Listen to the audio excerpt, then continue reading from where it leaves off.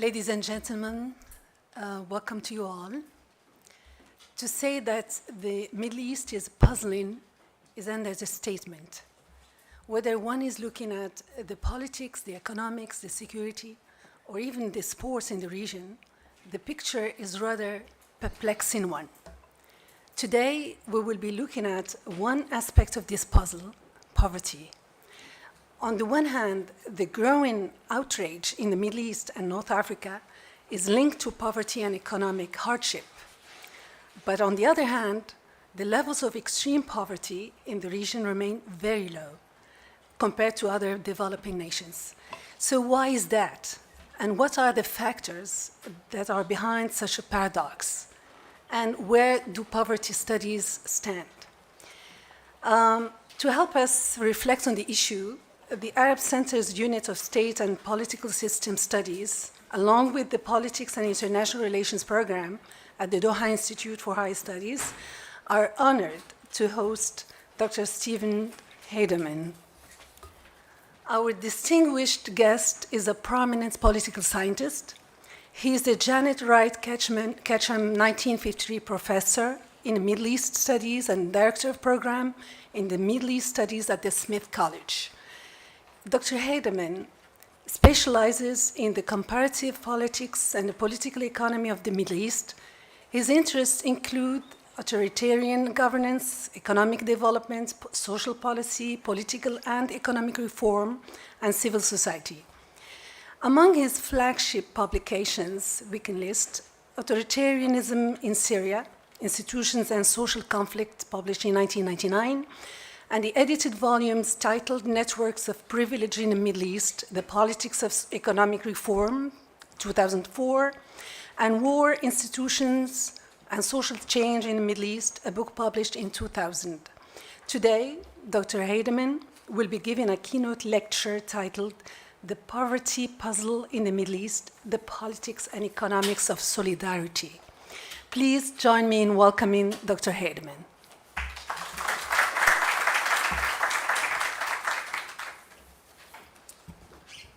Thank you very, very much for that generous introduction, and I also want to thank the Arab Center and the Doha Institute for the opportunity to be here to speak with you this afternoon. This is my first visit to the center, my first visit to interact with colleagues from the Arab Center and from the Doha Institute. It's been immensely rewarding, and I want to thank every one of the team from both institutions who had a role in making this visit possible. And again, thank you for that very generous introduction. As you indicated, I wanted to talk with you this afternoon about an area of research that I have been developing for several years on the subject of poverty in the Arab world. And what I'd like to do this evening is address an issue that I would argue has to be seen as one of the biggest unsolved puzzles that confronts scholars of the Middle East. And it's a puzzle, I think, that raises important questions across a range of different disciplines, not only political science and economics, but also sociology, also anthropology. But it's also a puzzle that I think has important implications for people who work in the field of development, who are on the front lines every day of trying to do what they can to reduce poverty. And the puzzle is, as you indicated, why rates of extreme poverty in the Middle East have been so much lower than in any other developing region for such an extended period of time. Really, I would say for perhaps as long as 4 decades, 40 years, rates of extreme poverty in the Middle East have been distinctively low. Now, we know that the Middle East contains a number of high-income states, especially, of course, the oil-exporting states of the Gulf, where we would expect extreme poverty to be low. But a lot of the region has a profile that looks very much like other parts of the developing world, both in terms of income and in terms of social indicators. Nonetheless, despite these similarities, rates of extreme poverty in the Middle East appear to be not just slightly lower than those in other developing regions, But if the data can be believed, if the data are accurate, and we'll have a chance to talk about that, they're massively lower, or they have been massively lower than in other parts of the developing world. And we don't really know why.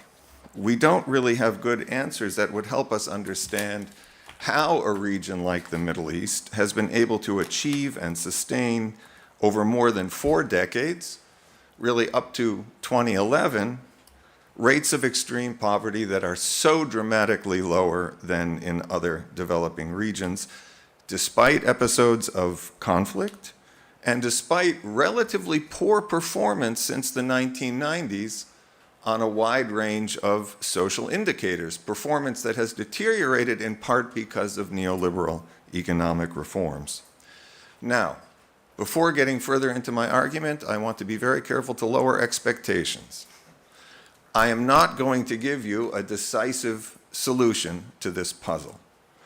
But what I will do this afternoon is highlight why the poverty puzzle in the Middle East is so challenging and so important, and then suggest a potential solution to the puzzle by showing how solidarity-based forms of economic support might help us understand why poverty rates, and especially extreme poverty rates, are surprisingly low in the Middle East. Surprisingly low, I emphasize that. Why surprising? Surprising because most of us, I suspect, imagine that while poverty levels in Mena might vary quite a bit from country to country, we know they differ in Yemen than in Morocco, in Tunisia.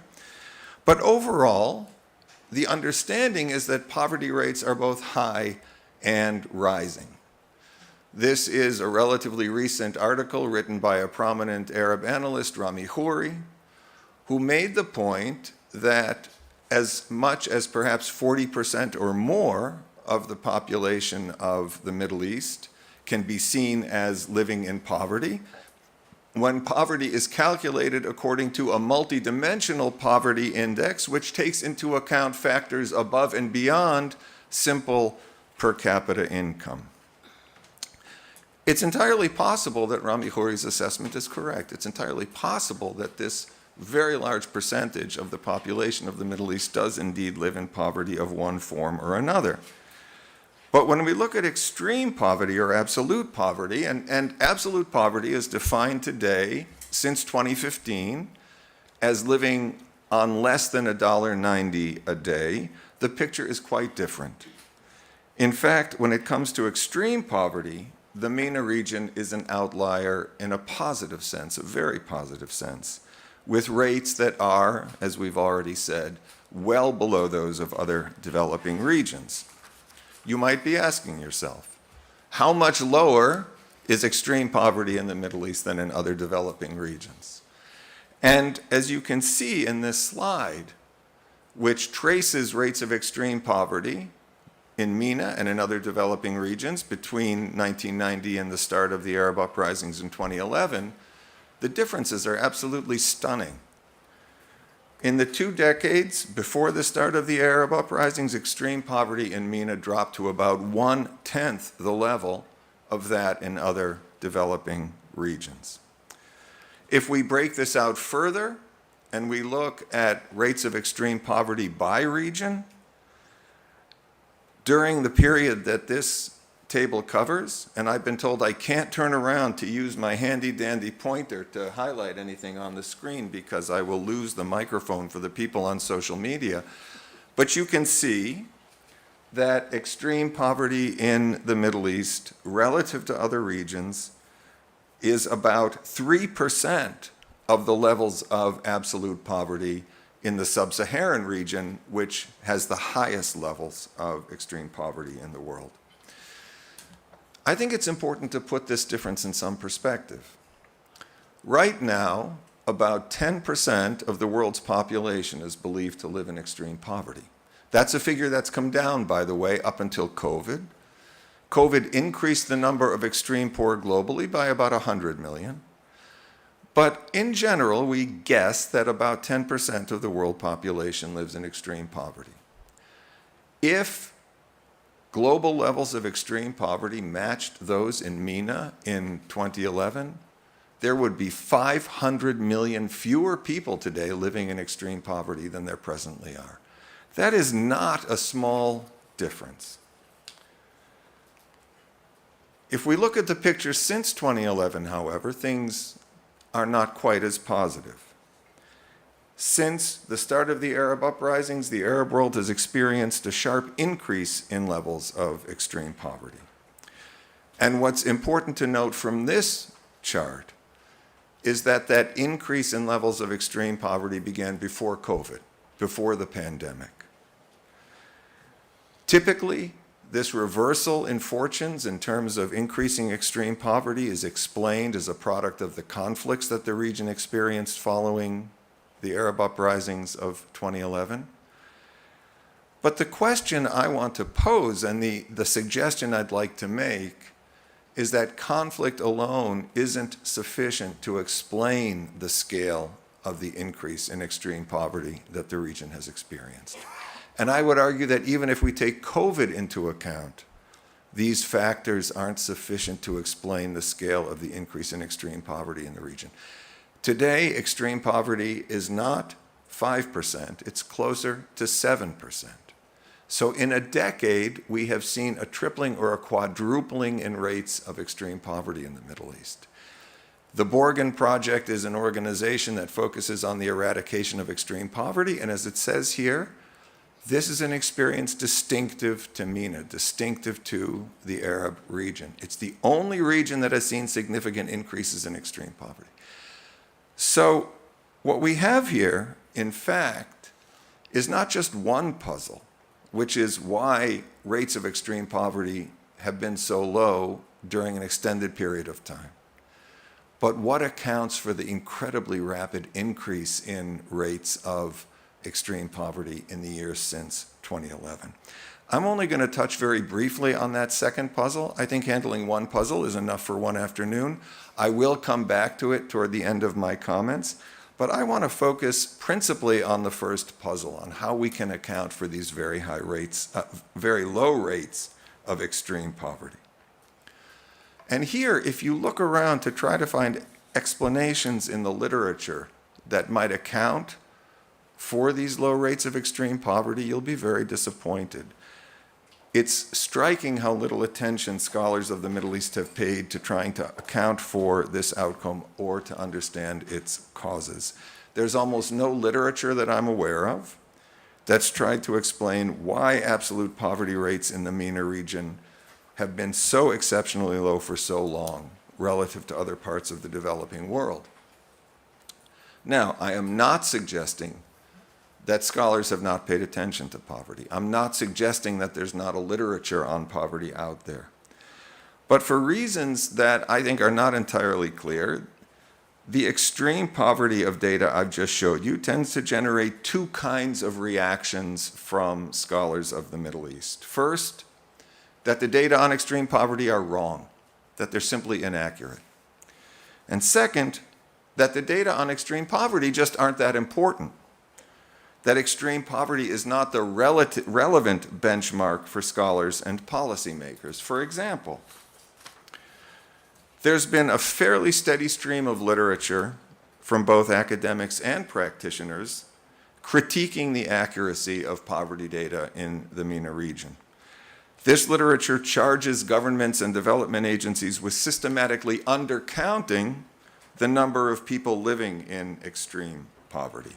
In part, as we see here, because the data are believed to overlook poor people, and in particular, poor people who live in large urban settlements like the city of Cairo. We also have skepticism about the accuracy of data on poverty in the MENA region because governments lie. With the fall of the Ben Ali regime in Tunisia in 2011, it was revealed as people went into the ministries and found out what the government had been doing, that the regime had exaggerated the effectiveness of its anti-poverty programs.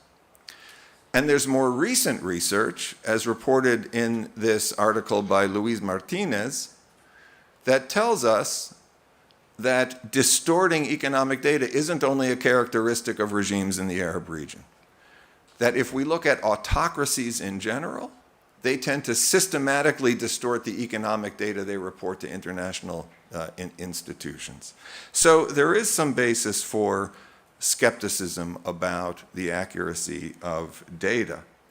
But even if this claim of undercounting is true, to get the kind of gap that we see in the data between the Middle East and other developing regions, we not only have to be overlooking literally tens of millions of very poor people in the Middle East, we'd have to have a degree of dishonesty that produces this kind of outcome, but we'd also have to believe that it's only the data for the MENA region that are being distorted in this way, that the data being provided by officials in other developing regions is more accurate.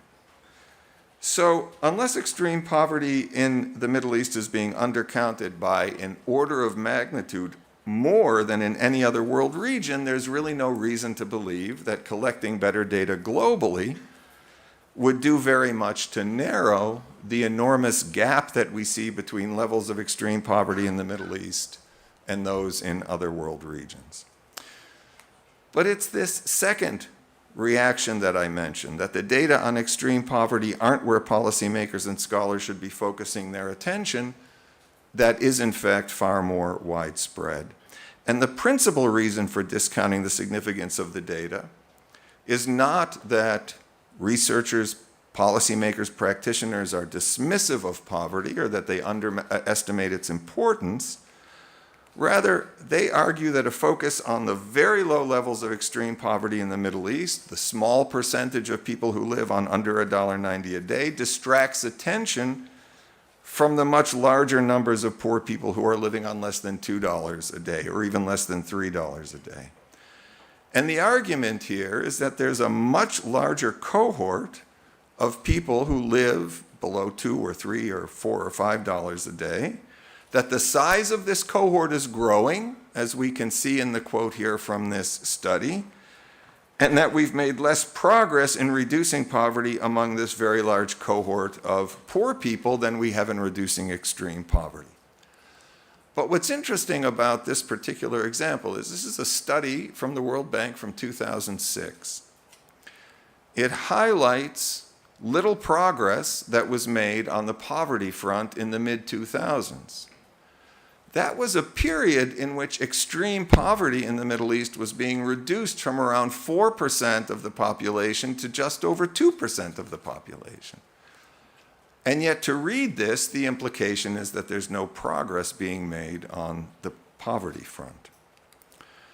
This is a quote from one of the most widely used texts on the political economy of the Middle East, and it reinforces this perception that the extreme poverty benchmark is not the appropriate one we should be using in thinking about poverty in the region, that we should be thinking about this higher benchmark of between $2 and $3 a day.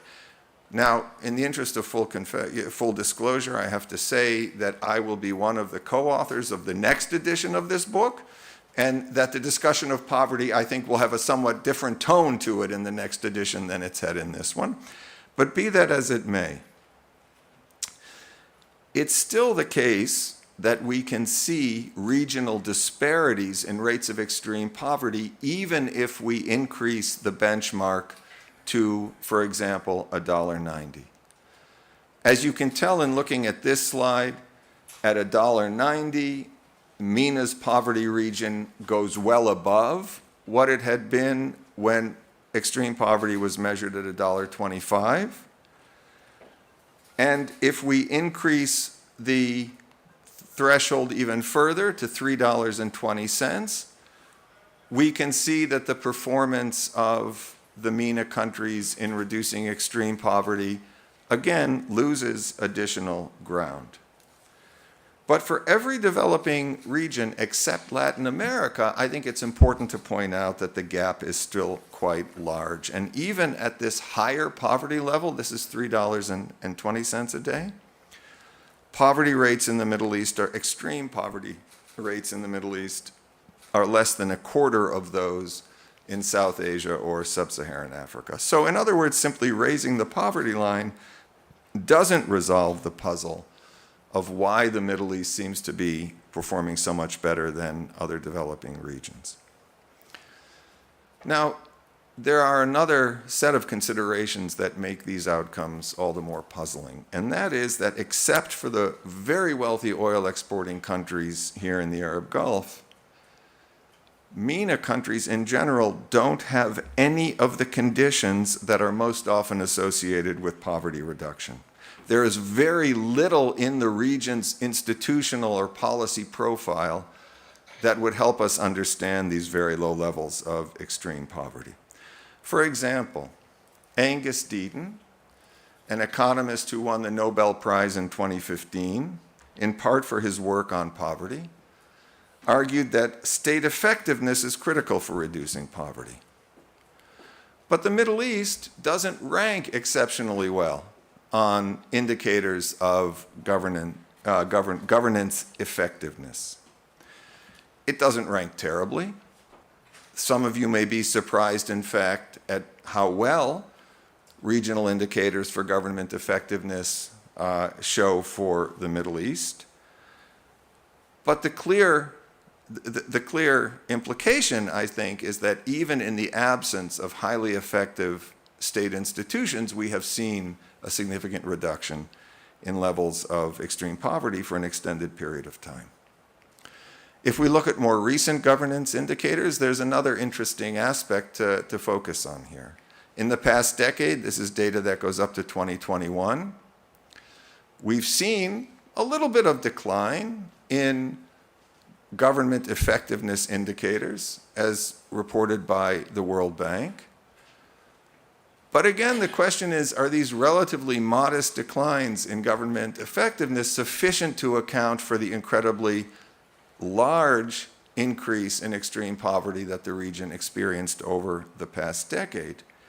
And so the conclusion, I think, is that one of the principal factors associated with reductions in poverty, government effectiveness, don't seem to correlate very well with the trends that we observe in the Middle East. We certainly don't find that extreme poverty is so low because of robust labor markets in the Middle East. This is a table that shows, and it's something that I'm sure many of you are aware of, that the MENA region has some of the highest rates of youth unemployment in the world. In addition, again, I think this fact will be familiar to many of you, MENA also has some of the lowest rates of female labor force participation in the world. And to the extent that women's participation in the labor force might contribute to poverty reduction, we're not seeing that benefit very much in this region. In the last couple of years, Saudi Arabia's growth in female labor force participation has been extraordinary, but it's a distinctive experience. In general, this is the information that I think conveys a sense of the reality that it is not robust labor markets that's keeping poverty low. It's also a possibility that large informal economies, informal labor markets, are keeping some people out of poverty. But in comparative terms, the informal sector in the Middle East is among the smallest in the developing world. If you look at this chart, it's from 2015, it's a little bit dated now perhaps, but if you look at the countries that register the maximum level of informality, it's clear that the Middle East, among developing regions, has the lowest level of informality, alongside the lowest levels of absolute poverty.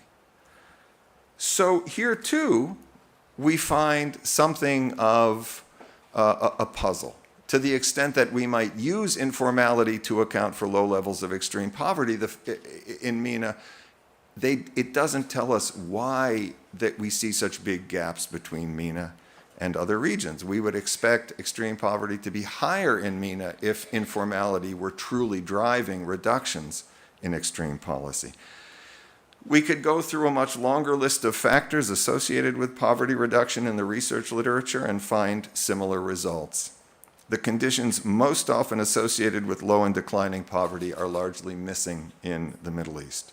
So how do we account for it? How do we understand it? What are the factors that help us make sense of how a region that performs quite poorly across most economic indicators nonetheless performed so well for such a long period of time when it came to the question of extreme poverty.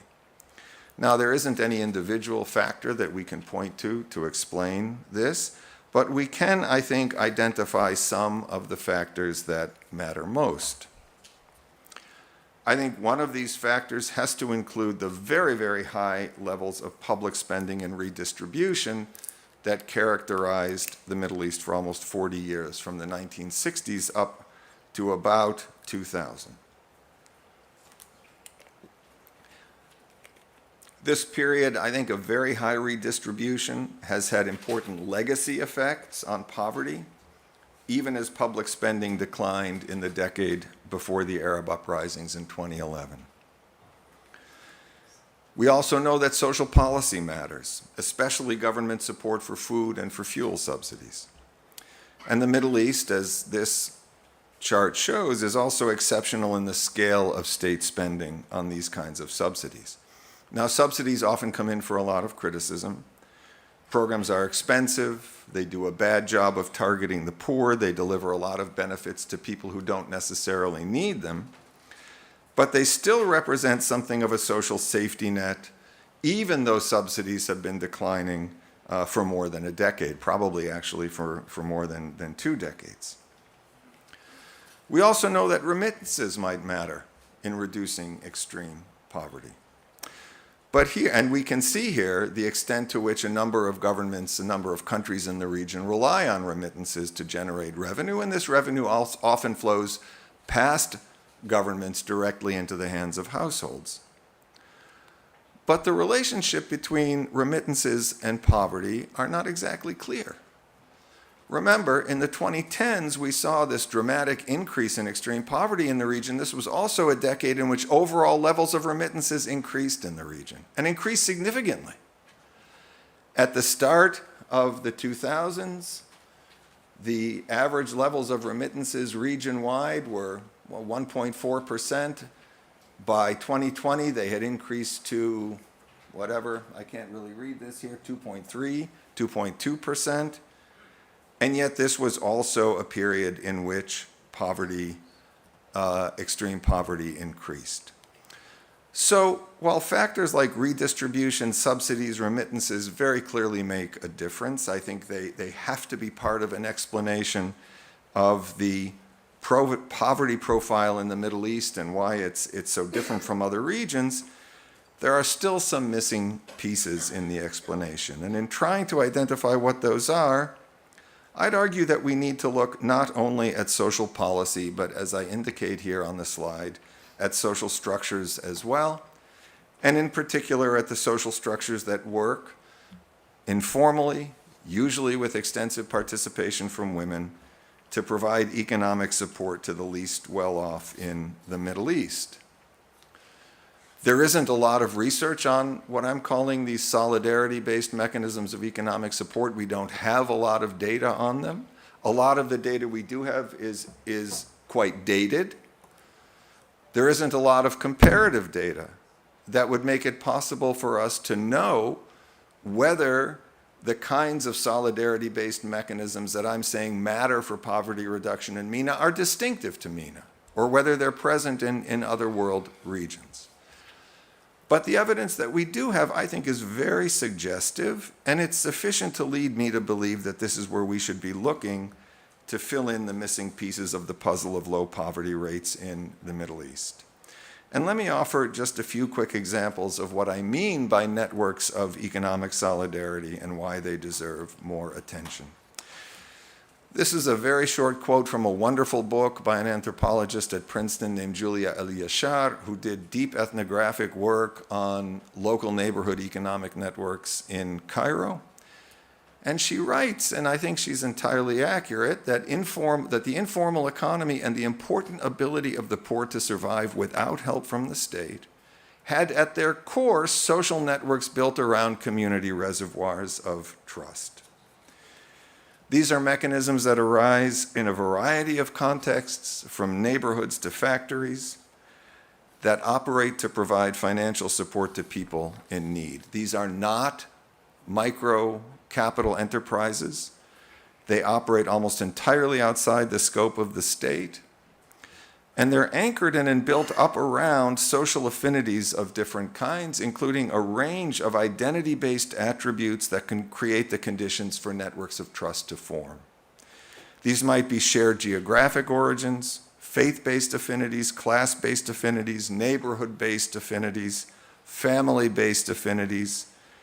And these are expressed through very dense networks of economic solidarity that function to transfer resources to those who need them during periods of economic stress.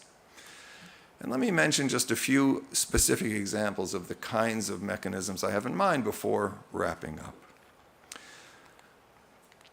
Perhaps most important are neighborhood-based rotating credit associations. These are informal, neighborhood-based mechanisms typically run by women that collect dues from members, charge no interest, and make small loans on a rotating basis to association members. There's been no inventory of how many of these associations exist. Informal estimates suggest that they number in the tens and perhaps hundreds of thousands in the Middle East.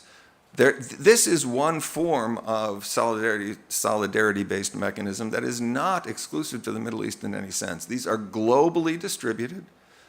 It's estimated that perhaps 30% of the population of Mexico, for example, participates in these kinds of networks. This is a mechanism that has generated the most comparative research. In fact, all the way back in the 1950s, development economist Gunnar Myrdal did a comparative study of credit associations. Clifford Geertz did a study of credit associations. And it's well known that this is perhaps the archetypical form of a solidarity-based economic mechanism. There is a second version of this kind of mechanism that we find in the Middle East. One study of Jordan estimated that perhaps 40% or half of the population even participate in kinship-based mutual aid societies that look like rotating credit associations. But there are many other forms of solidarity-based mechanisms as well. One, again, I'm sure you're familiar with it, are faith-based neighborhood social welfare associations, zakat associations, that are believed to have served as many as 20 million people in the Egyptian case. The estimate is that there are more than 6,000 of these faith-based neighborhood social welfare associations and some 4,000 zakat associations in Egypt. In addition, research on Egypt, and it's probably not a coincidence that a lot of our data does come from Egypt. It underscores how limited data is on other parts of the region. But Egypt has also been found to be especially densely layered with non-faith-based community social welfare networks. And in Egypt, these were calculated, again, some time ago, to reach up to as many as 5 million beneficiaries. Migrant self-help associations that support people who are moving from the countryside to the village are another very widespread form of mechanism of solidarity. In a research study done in the 1990s, 832 of these associations were identified. I suspect that underestimated the count of them. An even earlier study in Tehran showed that as many as 1/3 of the rural migrants to Tehran were supported by such associations. And we also have a number of different kinds of what are called workshop-based employment networks for the working poor. These are organizations that play a really important economic role in opening up informal employment opportunities for young people in neighborhoods and urban areas. And these workshops, too, are seen within poor communities as embedded in networks of economic solidarity, or as the anthropologist Julia Eliashar wrote, the production of value in workshops is naturalized in metaphors of kinship and a cosmology of the workshop order with deep historical roots. Now, I noted that we don't know nearly enough about these kinds of mechanisms of economic support, that we don't have enough comparative data about them. But I think that even this very summary sketch is enough to suggest that the Middle East is home to a particularly vast, particularly dense web of solidarity-based networks of different kinds, that these networks affect the lives of tens of millions of people, that they play an important role in explaining why poverty rates in the Middle East are so low or have been so low. And what's also evident from this data is a possible response to this question of why extreme poverty rates have risen so sharply in the Middle East over the past decade. When we look at conflict and COVID, these are precisely the kinds of phenomena that erode social bonds, that weaken solidarity. And when solidarity erodes, it's not hard to see that the impact will be felt most severely by those who depended on these mechanisms of solidarity the most. I'm not going to go further into the rise in extreme poverty than that, except to say, and I'll close with this, if we want to reverse the growth in extreme poverty in Mena since 2011, we need to think about how we can use social policy to rebuild social trust and solidarity rather than contribute to their decline. This recommendation, I think, seems to cut against recent trends in policymaking, neoliberal trends in policymaking, whether in Mena or elsewhere. Yet without such strategies, I think efforts to reduce poverty in Mena, including extreme poverty, may not be as effective as they could be if we took solidarity more seriously in the design of social policy. Thank you.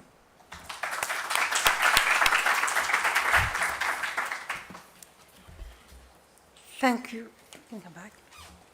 Thank you, Dr. Heydemann, for this thought-provoking lecture. I can see some follow-up in the audience.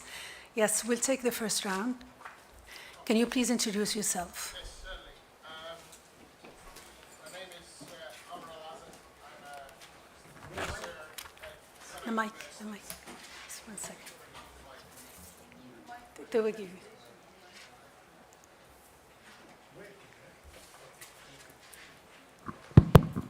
Thank you. Thank you, Stephen. My name is Amr Al-Azam. I'm a professor at Qatar University in the Gulf Studies program. I just wondered, I want to go back to the underreporting, which you brought up, obviously, and said even if the underreporting is existing, the disparity is not working. But I was thinking that if you think of where you're going to have most poverty in the MENA region, it's going to be in the most, also very authoritarian, and also we know extremely unlikely to report with any accuracy. And if you compare that to, say, other developing countries like Mexico or India who have functioning democracies, so perhaps you're more likely to have a slightly more accurate, I'm not saying accurate, but better reporting, access to the ability for NGOs to go in and do reporting. You know that in Syria, for example, there's going to be very little reporting. And in fact, all the data that ever came out of Syria has always been unreliable. I presume this is the same for Egypt, for Tunis, for Algeria, etc.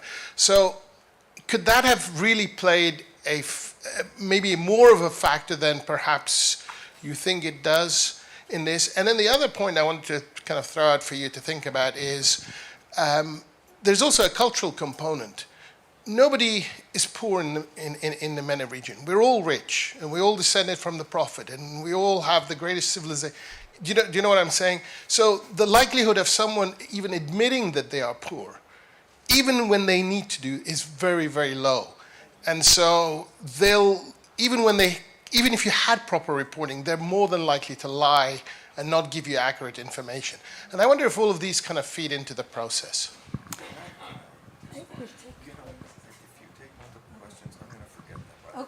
Okay, we'll respect that. So No, we'll do one by one. I asked for our chair's permission to respond to questions one by one, because if multiple questions come in, I'm going to forget them all. Thank you, Amr, for that question. I think it's entirely probable that there is undercounting. I think it's entirely probable that governments distort poverty data. I think we have to recognize, on the other hand, that the international institutions that work with governments on issues of poverty reduction are also present in the field. That it isn't as if they sit in their offices in cities far remote from the region and accept without question the data that they get from their local counterparts. So there is a process of checking and cross-checking that goes on. Let's imagine it's inadequate. Then the question becomes, is the undercounting sufficient to explain the scale of the discrepancies that are present in the data? And as I mentioned in my comments, is it possible to imagine that the level of misreporting in Mena is so extraordinary and unique in the sense that it isn't present in any other world region? I think those are the kinds of questions we need to be able to answer before we think about undercounting as having such a significant impact on the data. Looking at that 2011 data where the extreme poverty rates in Mena are reported at 1.7% and the developing world average is 17%, we're talking about 1,000% gap. It takes a lot of false reporting to bridge that gap. I would also say that a lot of the data on poverty is not necessarily collected simply by asking households how much money they have, right? The survey instruments are far more sophisticated than that. The mechanisms of data collection, I think, are far more sophisticated. So, yes, maybe on the margins, households are distorting income.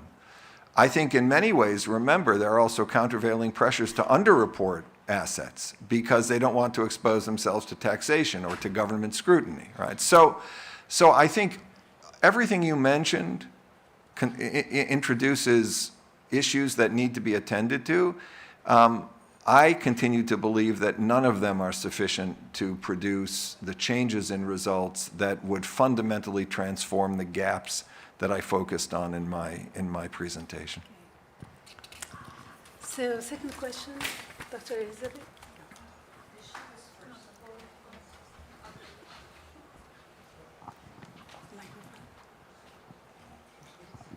Thank you. This is a layperson's question here. I'm thinking of what do you understand by networks? Because I'm imagining these two different settings in Egypt and Syria.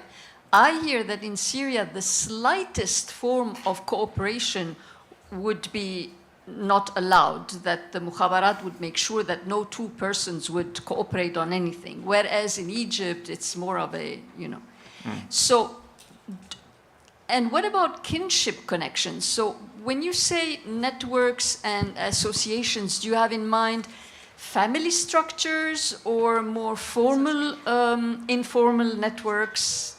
Thank you. The question about Syria is a very interesting one. And because, as Amr said, we have almost zero data on these kinds of questions from Syria, it's difficult to answer. I can imagine that kind of activity would draw the scrutiny of the mukhabarat in Syria. What I mean by networks, it is an expansive term. It's something of an encompassing term. In most contexts, what we find is that the kind of social bonds that contribute to the formation of networks are multiple and overlapping. So, for example, migrant associations might concentrate in neighborhoods where people from a particular area migrated not at the same time, but over time constituted a community in an urban center that traces its origins to a single village or a single area in the countryside. As a result of their proximity in the city, they construct networks that have a defined geographic composition. As a result of the concentration of certain kinds of small-scale businesses in a neighborhood, informal businesses from sidewalk vendors to sidewalk hairdressers to the people who offer an opportunity to charge your cell phone on the sidewalk, you will see that those functions expand networks further, again, in a layered and interconnected way. So the idea, I think, that we can tease out the social composition of these networks to focus on one variable rather than another, or one identity aspect rather than another, I think would be very, very difficult. I think family is a part of it. I think perhaps even sectarian identities may be a part of it. So I think the important consideration for me is simply to explore what forms these network takes, which affinities constitute the basis for their interactions, how they maintain stability of these associations over time. I mean, there's a lot of questions about them, but ultimately these are very densely layered and interconnected linkages that can't be isolated to any one factor. Thank you. We'll take a question from each side. We'll come back. Go ahead. No, go ahead. Thank you, Mr. Heydemann, first, and here, the moderator. So, the chargé d'affaires of Afghanistan, Islamic Republic of Sudan, Mr. Mohammed Naeem, and the ambassador of Rwanda, Marara. Thanks for all. So, I want to say that what you spoke about CDGs, the 17 goals. We have 1, no poverty; 2, 0 hungry; 3, good health; 4, quality education; and the 17 goals afterwards. But I want to refer to 2 very main causes for the poverty. The first, the title of this your approach. I am Middle Eastern, Egyptian specific, but I don't like to call it Mena, or I call it Cowistan, from cows. In our area, you find a lot of coup d'etat, corruption, totalitarian regimes, unfair distribution of wealth, double standard, all atrocities you can find in the Middle East. This is one. The second, the draconic swap. You know what is draconic swap, Mr. Heydemann? I didn't understand the term. Cow from cows. You know cows? Cows. I do know cows. Cowistan. I don't know. Coup. Mena, I call it Cowistan. Like Afghanistan, okay. like Pakistan, I call it Cowistan. This is my opinion. The second is draconic swap. You know what is draconic swap? No. No, I stand and tell you. This is exchange between prosperity and death, between prosperity and sufferings. You civilized countries taking our wealth from our totalitarian regimes, sending to us arms, bomb gases, tool of torture to our totalitarian regimes, and you make your prosperity with our money, and you make our sufferings with these totalitarian regimes. Please stop sending arms. Please stop sending bomb gas, tools of torture, and please send us technology, manures. Then terrorism will disappear, and peace will prevail. Thank you. Thank you for your comment. Thank you for your comment. I'm a little surprised that you view me as somehow representing I apologize the for entire the entire side of the globe that you feel is. I took my opinion as a comment. Thank you. Okay, we'll take a question now. Lady, yes, that lady. Hello, I'm Rawa Oje from Al Jazeera. And first, I would like to ask about the rates. Are you counting GCC? Is it a median of GCC country with North Africa? And I understood that you're counting also Iran with it. Is this, if you're calculating GCC, how much it's affecting the rate? And second, I have like a testimony, a simple testimony. Yes, in Syria, I have family in Syria, and they do have the rotation-based credit. And every building has the jam'iyya somewhere, and people are operating this way. But there's also another forms of rotating, not only in Syria, but also in Lebanon. When, for example, in my street, when we know someone is unemployed, not managing to put food on the table, there's every day one neighbor who's taking care of sending food. So this is not money, actually, but this is reducing poverty in a way. And the second question, this is just an observation. The second question is, I don't know if you're linking the rise and the rate with the Arab Spring, the Arab uprising. Maybe we have more access, more data available due to that. But I'm also wondering to which extent social media is changing the idea of solidarity. Because the way I see it, since 2010, we are more exposed. We see what's happening in the world, how other people are living, and many people are no longer accepting to make sacrifice so that they can help others. So individualism is kind of more infiltrating our societies. We'd rather spend money to go travel and live like everyone else around the world than actually put more money to help the others. Thank you. That last question you raised is an interesting one. We happen to have a specialist in social media here in the audience. I'm not myself. I have seen other work suggesting that individualism as a value is increasing in the region. And it is an interesting possibility that perhaps this shift in orientation away from a more solidarity-based understanding of one's relationship to others could in fact be contributing to declines in the provision of support through some of these mechanisms. That's entirely possible. I just don't have any way to answer that with any concreteness. In terms of whether the data include the GCC include countries with very high per capita incomes where poverty rates are probably lower, and by the way, where expatriate labor forces are probably excluded from data collection, there is a wide degree of variability in data coverage. Much of the bank data draws on governments that they have confidence are reporting data at a relatively high level of accuracy. Right now on the World Bank website, there's a relatively new index of data quality, and you can go to any country and look at how the bank assesses the quality of its data. And there are any number of countries in the region, as you would expect, where confidence in the quality of data is relatively low. And the charts that I showed you, and it's a good thing for you to point this out, do not always encompass the same numbers of countries. And so this is one of these issues, data coverage, data quality, well, that's two issues. But those are both issues that need very much to be at the front of our minds anytime we look at this kind of data. We can never neglect the possibility that what we're seeing gives us only a partial picture. I do think that when we look at extreme low poverty rates of 1.7%, we are taking into account those countries that are to some extent pushing the averages downward in ways that may distort the overall understanding. Right? I accept that.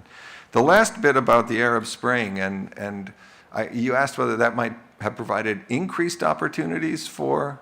No, it was just, are you just linking it to the political instability, or also, it was where I made my remark that Right. 2010 was a change in our. Correct. Well, I think what we saw clearly was a scale of human suffering in the decade following the uprisings that makes clear why rates of extreme poverty might have increased. What I was trying to do was to show that because the phenomena associated with the Arab Spring and the pandemic were so particularly toxic for solidarity-based linkages, that we need to take those into account in explaining how sharp the increase was. Okay, gentleman over there. The mic, please.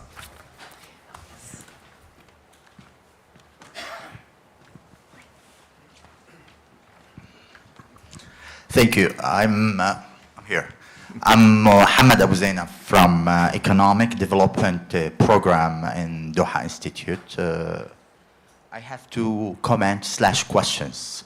Based on your nice diagnosis of poverty in the region, don't you think that we shall rather look at other outcome variables than the absolute poverty? Don't you think that the problem is in insisting to measure something that is difficult to capture in the region? I'm saying that because some may argue that we have to look at alternative measures such as the ex-ante variables, poverty in opportunities, for example, rather than poverty in material living conditions, which is difficult to capture in the region, and for other reasons that this type of poverty may not really be the problem of poverty in the region. The second point is that, and I'm going to cite here a recent study by Alvaredo, Piketty, and colleagues published in Review of Income and Wealth, where their analysis highlighted, and I'm going to cite, in terms of income distribution, the MENA region appears to be the most unequal region in the world. So again, highlighting that the problem in the region is not a problem of absolute poverty, or not, neither it is the problem of relative poverty in the material living conditions, but in the distribution of wealth and income, and in the massive deprivation in other dimensions of well-being. Thank you. Thank you. I should say, I think I disagree with the notion that the focus on inequality should perhaps supplant a focus on poverty. Inequality and poverty are two very different things. We can have rising inequality and declining poverty in the same context. China is a perfect example of that. The numbers of extreme poor in China declined significantly even while inequality was rising. I'm not dealing with inequality. I think that's something entirely different. So I would actually set aside the idea that we should focus on distribution in terms of Gini coefficients or inequality indicators rather than look at poverty itself. In looking at poverty itself, I agree with your observation wholeheartedly. I think it makes an enormous amount of sense to take into account every single poverty indicator that we think gives us some additional insight into the structure of poverty in the MENA region. I think that includes indicators that rely on GDP, per capita GDP information like I used. I think it includes multidimensional poverty indicators that are much more comprehensive in how they think about what the experience of poverty entails. And I think it includes the opportunity gap theories of poverty, which are really poorly understood and poorly used in the Middle East, but which have to do with the extent to which one's social conditions create the kinds of opportunities needed to achieve a meaningful life. I think all of those potential indicators, measures for how we think about poverty and its impacts on society are necessary. I don't see them as in conflict. I don't see them as posing a choice that we have to make between one or the other. As I said, I think each of them gives us different insight into the structure of poverty, and I would like to see them all more widely used. What I focused on here is one which your comment, I think, actually underscores, often doesn't receive attention. And I don't see any reason why we should overlook this period ranging really from 1970 up until 2000, 2010, in which MENA was performing really, really well in terms of extreme poverty reduction. That's an achievement. It stands in contrast to far weaker progress in other domains of poverty, but that doesn't mean we shouldn't pay attention to it. Thank you. So we'll take a question from this side. Please go ahead.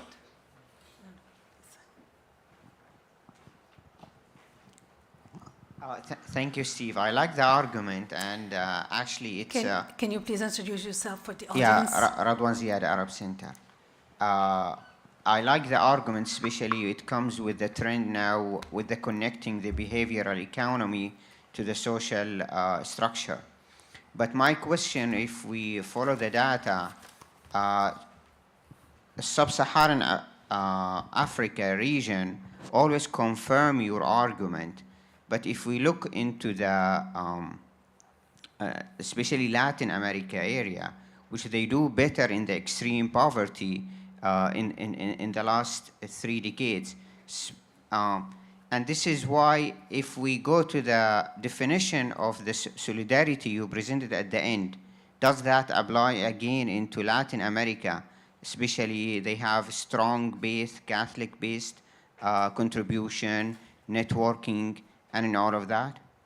Yeah, thank you, Rodwan. First, just one small observation about poverty in Sub-Saharan Africa. It turns out that the vast majority of poverty in Sub-Saharan Africa is concentrated in Eastern Africa and in only 1 or 2 countries.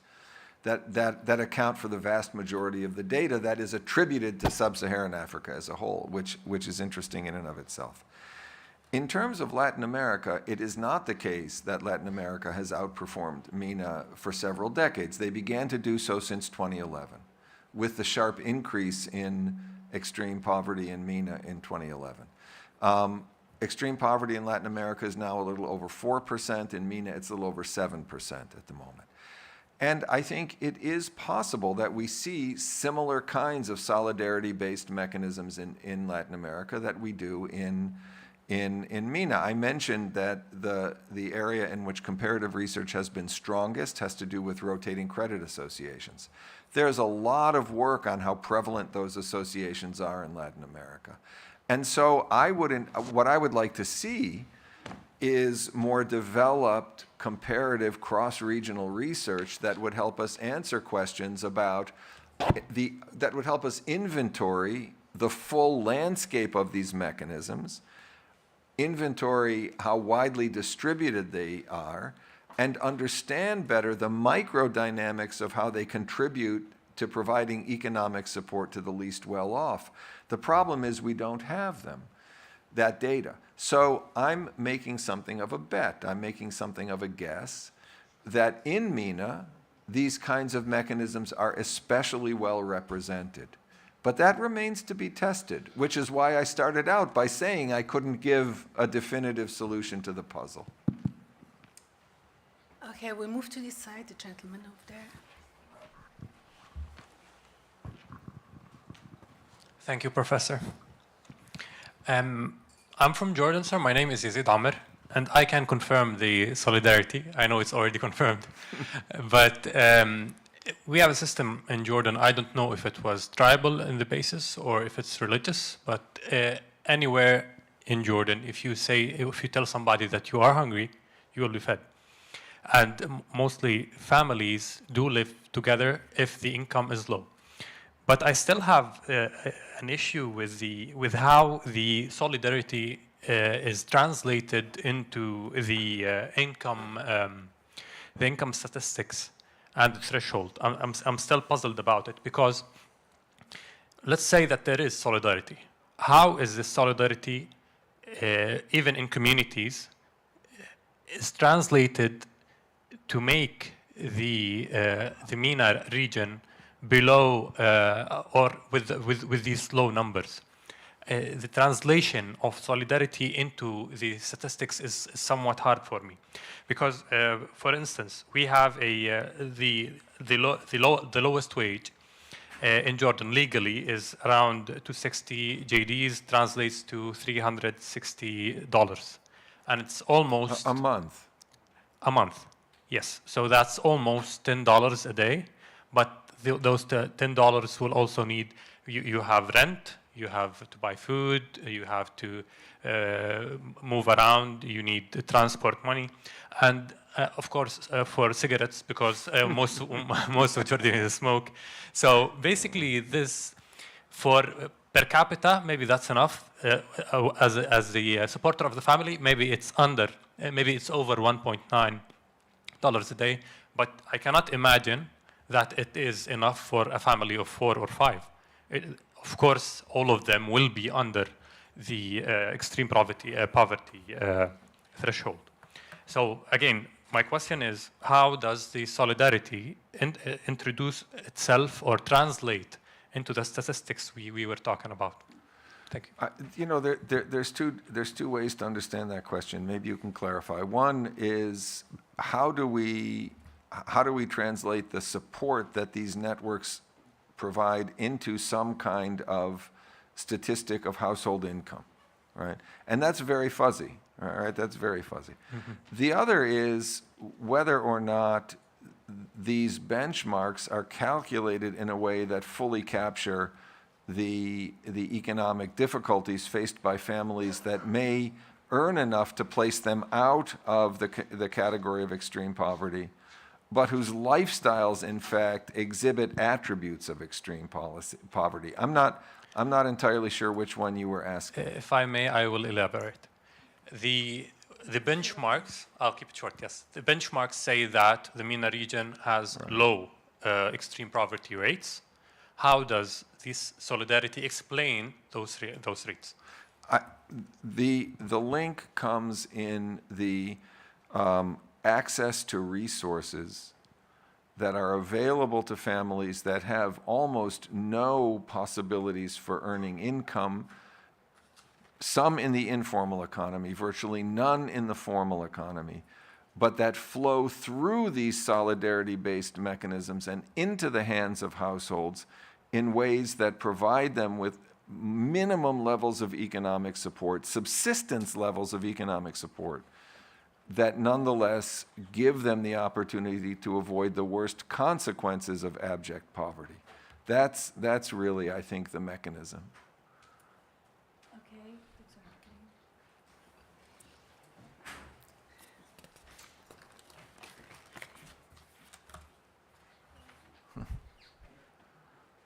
It's working. Okay, it's working. I have, in fact, two questions. The first one is a bit technical, if I can. Are refugees included in the data? For example, when we talk about absolute rate of poverty in Lebanon or in Jordan, are refugees included in this data? This the first one. The second one, from your analysis, were you able to do or to make any like sub-regional comparison between, for example, the Maghreb region, the Middle East, etc.? Why I'm asking this question? Because you just mentioned, for example, if we look to the Sub-Saharan region, mainly there are two countries. Do we find the same thing in the MENA region? Thank you. Yeah, the short answer is yes. I mean, if we worked at the country level, we could disaggregate extreme poverty levels in a variety of different ways. There's no question about that. Refugees are counted. The communities that are not counted are expatriate workers.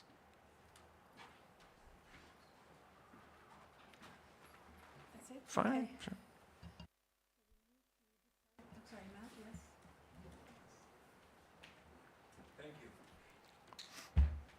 Thank you. Ahmad Mansour from the Doha Institute. So I have an observation maybe you care to really comment on, and then a question. So I take your answer. I mean, it's sort of really intuitive, and it's very interesting. Collecting data on it might be extremely also important. Something might be happening at the comparative really dimension that you mentioned, in the sense that you're sort of looking at societies where the ontological foundations of economic systems is not individualism. So you're talking about families and the structures they have. So it also makes sense that we see similar really dynamics happening there. So do you think that looking at factors that may change on a comparative really perspective in other regions might help you, say, answer some of the puzzle or support the search for maybe really consolidate the explanatory robustness of networks in the MENA.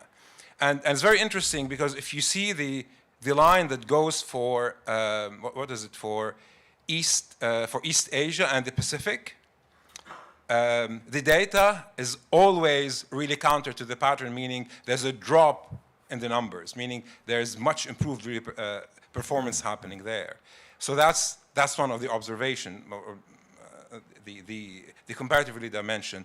The second part is you mentioned maybe in a cursory way that we should take heed of what the data says to make sure we don't build really policies that undermine those networks. So my question is, who are you speaking to? Who's building those policies that have the potential to or are actually undermining those networks? Mm-hmm. What are we talking about? the governments, international institutions, funders, other? Thank you. I'll confess, Imad, I'm not entirely sure about the focus of the first question, whether there are conditions in regions other than MENA that we might want to look at that would help us develop more robust comparisons. Given that the social really systems or the social really structures might be similar. Correct. Well, I think we would certainly want to try and identify similarities. We'd want to focus on variation.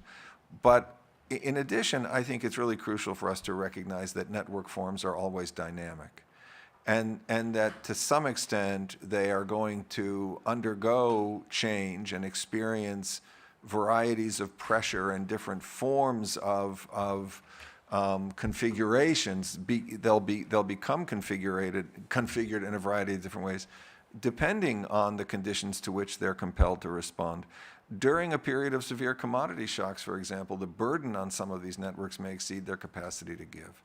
During periods in which, for example, conflict conditions mean that a very large cohort of expatriate workers have to return to their homes and no longer have a way to supplement household incomes with expatriate remittances. These are very dynamic kinds of structures, and so we not only need to be looking at them comparatively and trying to find where we can assess the landscape of these mechanisms outside of MENA, but we need to be mindful of the many, many factors, domestic, international, that bear on them.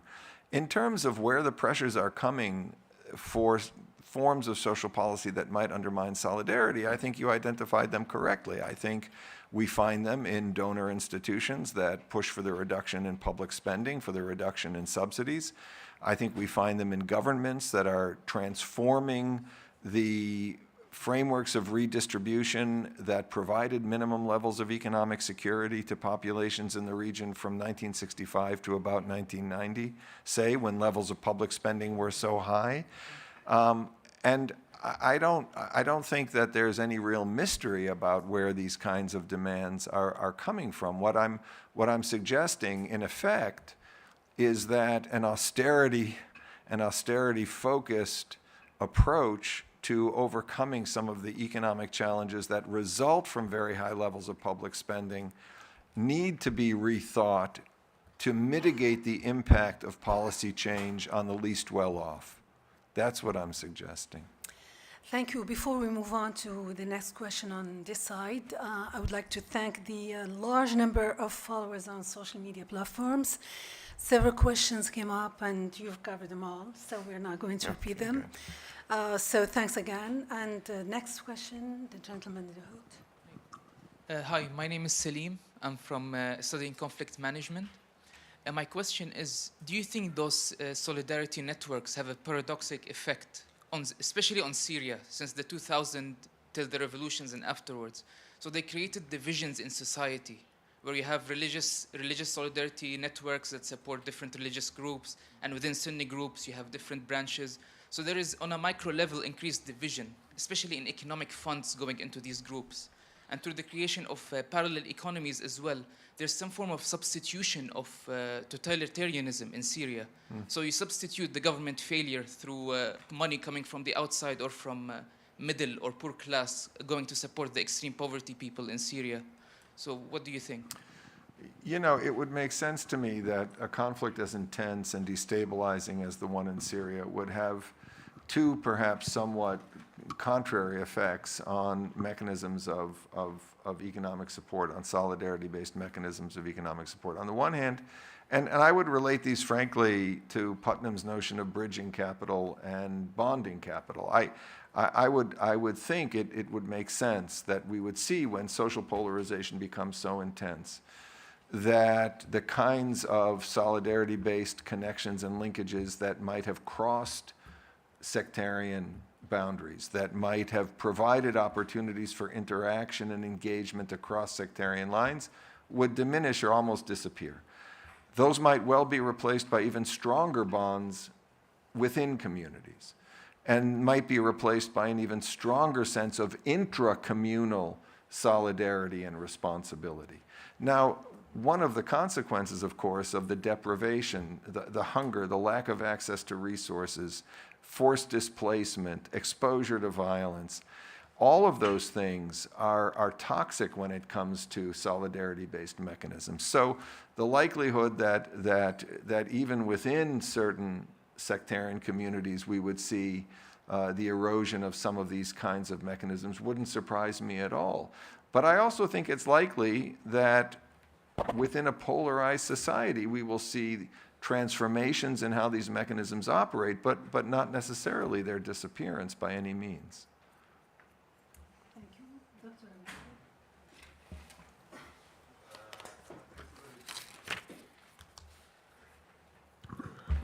Thank you very much.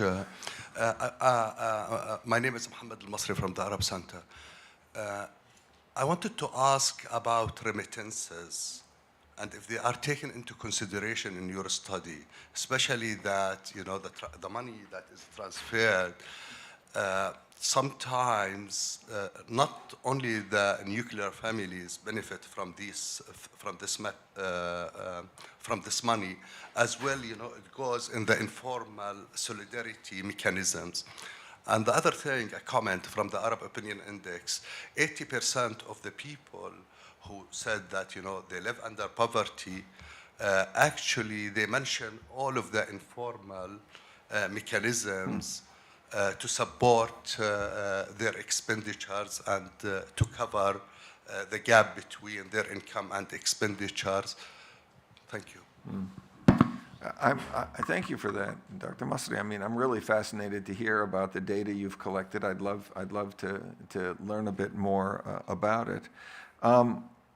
What was the first part of your question? Remittances.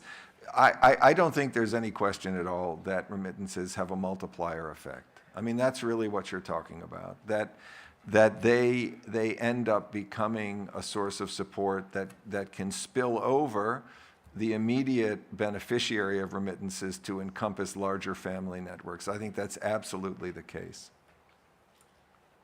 Okay, any question from this side? No.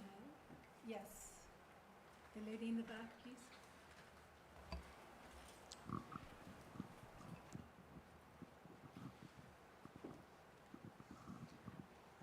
Hi, I just had a small question, which is you stated that social solidarity is an effective means of alleviating poverty, and that social policy is required as a means of managing it.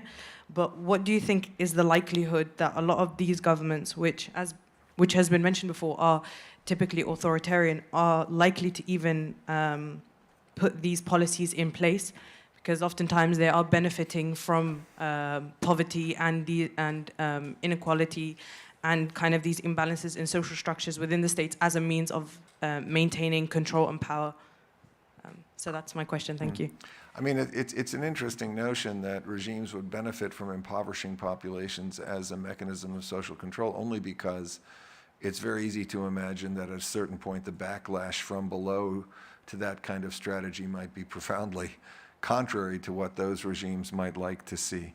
I think the odds that we will see governments turn away from policies reducing public spending, reducing subsidy programs, replacing general subsidies on things like fuel and electricity with more targeted cash transfer programs of the kind that we've seen in Egypt, for example.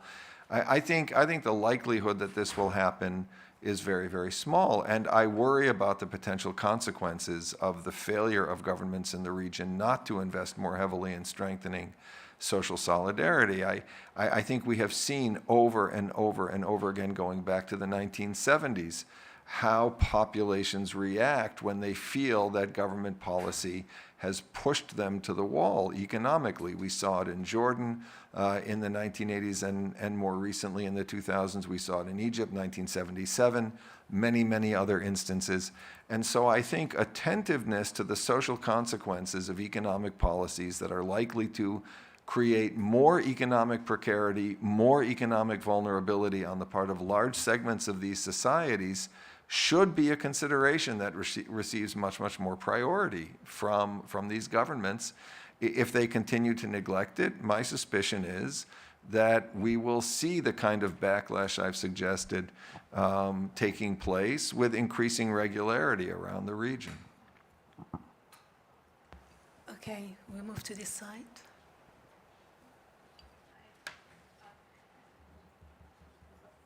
Hi, I'm Wajd. I'm working as a research assistant at the Arab Center. In relation to a comment someone made earlier, and it relates to... I'm sorry, please go ahead. Yeah, in relation to a comment someone made earlier, and it relates to what you were just saying, yeah, I wonder if it does make sense to say that the regime in Syria would try to restrict such cooperation. It seems to me like it would actually be more strategic for them to allow such networks to exist because they take off some of the burden of the state to provide for its citizens. The question is, though, did governments begin to crack down on such associations after the uprisings? Because they realized that such networks are not purely for economic support, but in enabling solidarity, they could encourage political unrest. And at the risk of being reductive and presumptive, does this maybe partially explain the increase in extreme poverty rates? I don't know, I think this tells us of an interesting dilemma that now confronts dictatorial governments in the region? Yeah, you know, it's an interesting question about how governments might have responded to the presence of these networks after the uprisings. I'm not aware of any data that suggests that they were singled out for attention by regimes. In fact, one of the immediate reactions of governments to the Arab uprisings was to provide dramatic increases in social spending, to extend or renew subsidies, to, in effect, buy off protest by revitalizing social programs that responded to some of the economic grievances of the people who'd moved into the streets. And so, you know, the notion that these regimes would, in this moment of severe social turmoil, weaken some of the mechanisms that hold promise of responding to economic grievances of the least well-off strikes me as profoundly counterproductive for them to do. And I haven't seen anything to indicate that they've done so. I may be overlooking things, that's entirely possible, but I don't think that's something that defined how they responded.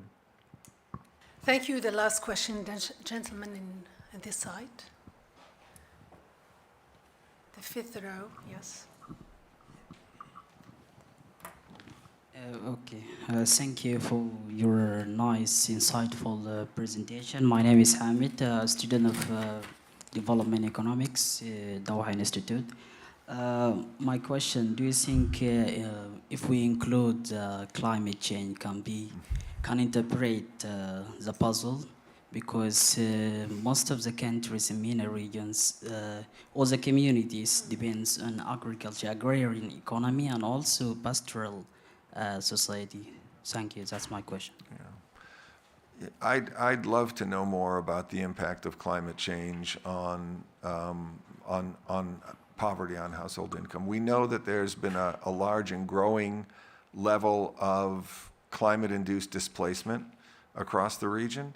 We know that climate change is associated with deepening drought conditions in eastern Syria that are sometimes linked to the onset of the uprising. I think that's a dubious proposition, but nonetheless, 600,000 to 1 million people fled from the east of Syria toward, you know, the urban neighborhoods of western Syria in the period immediately before the uprising because of drought and climate change.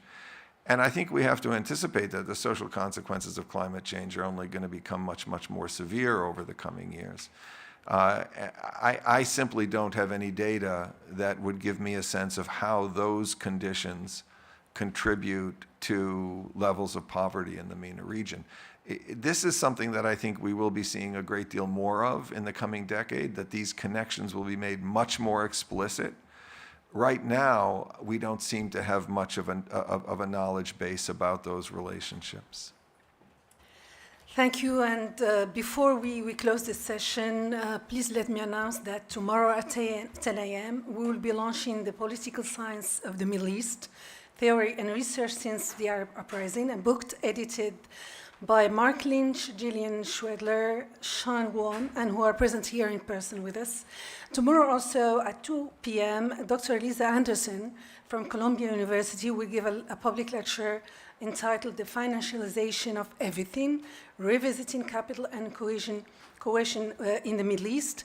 We look forward to your attendance and interaction. And before we leave this session, we would like to give a big applause to Dr. Heydemann for his insights, for the audience, for the interaction, and for those following us on social media. This was a great occasion, and hope you'll come back to follow up on the reasons for tripling the poverty levels. Yeah, I think this was an excellent topic. Thank you all. Thank you.